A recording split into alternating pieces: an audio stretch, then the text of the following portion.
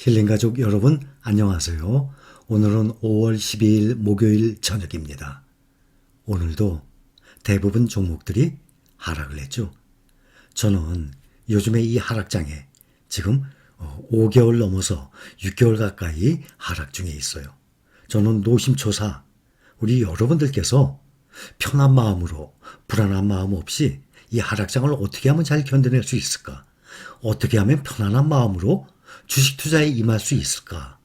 저는 그게 가장 큰 관심사입니다. 항상 생각해요. 자, 오늘은 노벨 경제학상 수상자였던 두 분의 경제학 박사, 또 이 주식 투자에 대해서 이 심리학 박사, 이 사람들의 얘기를 전해드리겠습니다.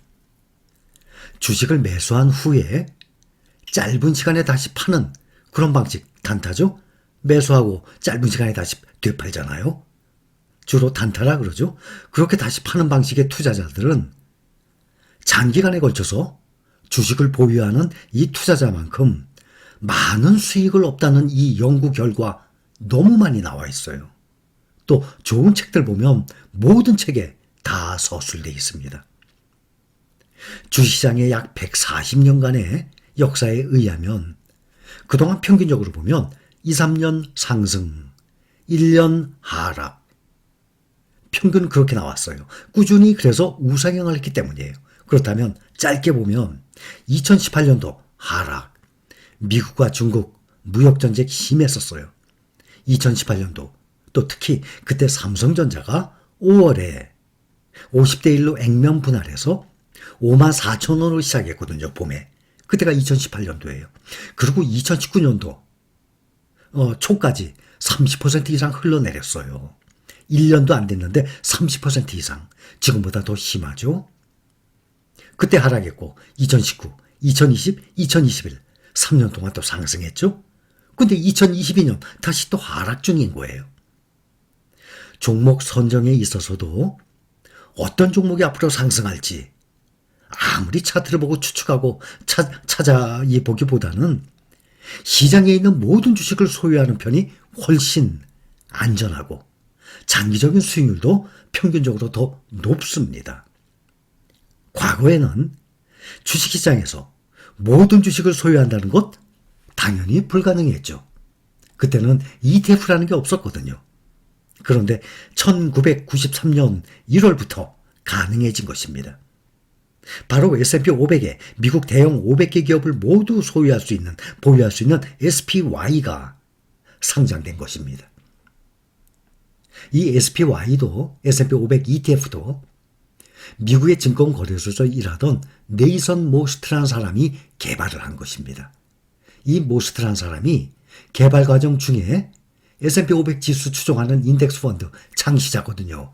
뱅가드 500의 존 보글. 이분의 책 몇 번 소개했죠. 모든 주식을 소유하라. 이런 책 읽어보시면 많은 도움이 될 거예요. 그런데 존 보글을 이 모스트가 찾아갔는데 ETF에 대해서 반대를 했다고 합니다. 처음에. 왜 반대를 했냐면 인덱스 펀드는 단타 매매가 아니라 미국 경제의 성장 가능성을 믿고 장기 투자를 하면서 그렇게 해도 충분히 높은 수익률을 안정적으로 낼 수 있는데 이 인덱스 펀드를 ETF로 만들어서 주식시장에 상장시켜서 거래하게 되면 거래 비용도 또 늘게 되고 인덱스 펀드는 거래가 쉽지 않아서 그냥 놔두자 하던 사람들도 ETF 매일매일 개별 종목처럼 사고 팔잖아요. 손쉽게 샀다 팔았다 계속 그렇게 하게 되면 결국에는 수수료만 내게 되고 장기적인 성과도 좋지 않을 것이라고 해서 존 보글이 반대를 했어요. 인덱스 펀드 창시자인데도 불구하고 ETF면 개별 종목처럼 현재 우리가 매일 샀다 팔아 하루에도 몇 번씩이나 샀다 팔았다 할 수 있지 않습니까?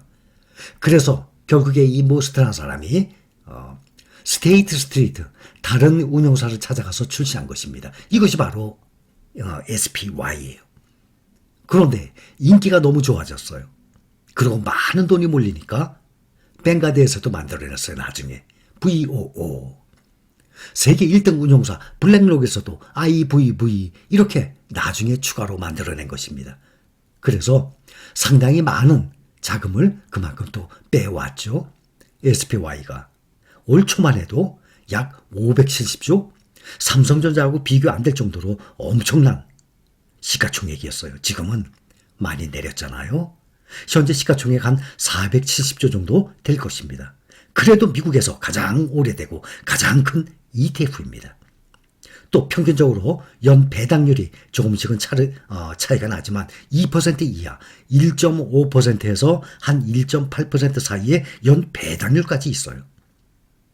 우리나라는 2002년 코덱스 200 ETF가 처음 상장이 된 것입니다. 20년 됐죠? 미국의 SPY는 29년, 30년째 돼갑니다.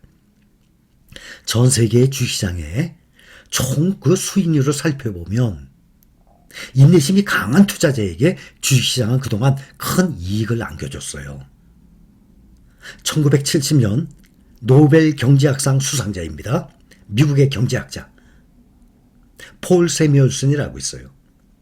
이 사람은 현대 경제학자의 아버지라고 불리는 사람이에요. 폴 세뮤얼슨. 이 사람이 경제학에서 노벨상을 받은 최초의 미국인입니다. 노벨상 경제학상 처음으로. 그런데 뭐라고 얘기했냐면 딱 한마디. 주식 포트폴리오를 다각화하는 가장 효율적인 방법은 수수료가 낮은 인덱스 펀드를 매수하는 것이다. 라고 말을 했습니다. 세계적인 노벨 이 경제학상 수상했던 박사가 한 얘기예요. 또 2002년, 20년 전이죠. 노벨 경제학상 수상자였던 데니얼 카너먼이라고 있어요. 이 사람은 경제학자이면서 심리학 박사예요. 근데 이 사람이 노벨상을 무엇으로 탔나 하면 인간의 행동이 투자 결정에 어떤 부정적인 영향을 미치는가에 대한 연구로 노벨상을 받은 심리학 박사입니다. 인간의 행동이 투자 결정에 어떤 부정적인 영향을 미치는가. 아주 많은 사람들이 장기적으로 주식시장 인덱스를 능가하는 펀드 운용자를 만날 것이라고 믿고 있다고 합니다. 많은 사람들이 주식시장에 S&P 500, 나스닥 100 이런 패시브 ETF를 능가하는 펀드 운용자를 만날 것이라고 믿고 있다고 합니다. 그러나 그 기대는 잘못된 것이다. 투자자들은 주식시장보다 더 좋은 수익률을 낼 수 있는 펀드 운용자를 찾을 수 없다. 네버. 그들은 틀림없이 그럴 수 없을 것이다. 그런 일은 틀림없이 일어날 수 없을 것이다. 몇 번이나 강조합니다. 심리학 박사가 인간의 행동이 투자 결정에 어떤 부정적인 영향을 미치는가 라는 내용의 연구로 노벨상을 받은 사람의 심리학 박사 경제학자의 말입니다.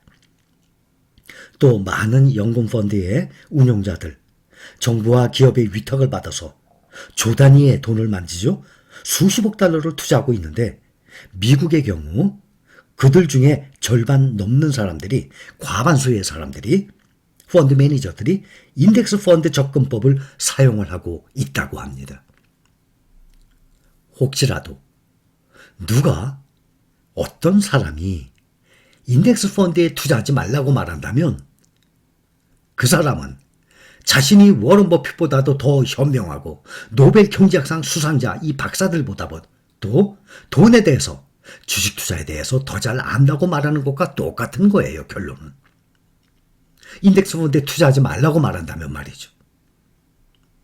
워런 버핏은 절대로 미국 지수에 반대로 베팅하지 마라 라고 말했어요. 왜냐하면 역사적으로 가장 강한 시장이고 꾸준히 우상향을 하는 시장이기 때문에 미국 지수에 반대로 절대 베팅하지 마라 라고까지 말을 했습니다. 똑같은 말이에요. 떨어질 것 같으니 팔아라. 오를 것 같으니 사라. 대체 누가 그걸 할 수 있습니까? 그런 마인드로 펀드 매니저가 떨어질 것 같으니까 팔고 오를 것 같으니까 사는 것 아닙니까? 주식시장을 모르는 사람 생각에는 이렇게 알려주는데 어디 없나 생각할 것입니다. 그렇다면 주식시장 떠나는 것이 올바르다 생각을 합니다. 사는 포인트, 파는 포인트, 그것을 맞추려고 노력하는 사람들이 직업적으로 펀드 매니저 아닙니까? 그러니 이 많은 박사들 얘기, 또 워런 버핏 했던 얘기, 대가들이 하는 얘기들 보면 하나같이 다 일반적으로 똑같습니다. 중국 도시 봉쇄가 끝나고 러시아 전쟁도 끝나고 주가가 다시 상승을 시작하는 장에서 매수 시작할까? 방법은 많아요. 오늘 팔고 앞으로 한두 달 후에 더 떨어지면 더 싼 가격에서 매수할까? 봉쇄 전, 중국의 이 도시봉쇄 끝나기 전, 전쟁 끝나기 전 하락장에 사둬야 상승시 수익 효과가 있지, 한참 기다렸다가 상승하기 시작하면 그때 해도 괜찮죠. 그러니까 우리 여러분들 중에서도 똑같은 종목을 투자하지만 몇 년이 지나게 되면 투자 수익률, 투자 금액이, 또 이 수익 금액이 다 다르게 나올 것입니다. 어떤 방법의 투자를 결정을 하든 결국에는 본인이 결정할 문제입니다.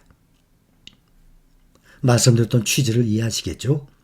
저는 요즘에 이 하락 구간에서 좀 편안한 마음으로 항상 말씀드리잖아요. 주식 투자? 우리 모두 어렵게 하지 맙시다. 타이밍을 맞추려고 하니까 어려운 거예요. 세계적인 대가들, 이런 박사들 하는 얘기, 노벨 경제학상까지 얘기 받은 사람들 얘기들 들어보면, 좋은 책들을 보면 하나같이 일관되게 다 똑같이 나옵니다.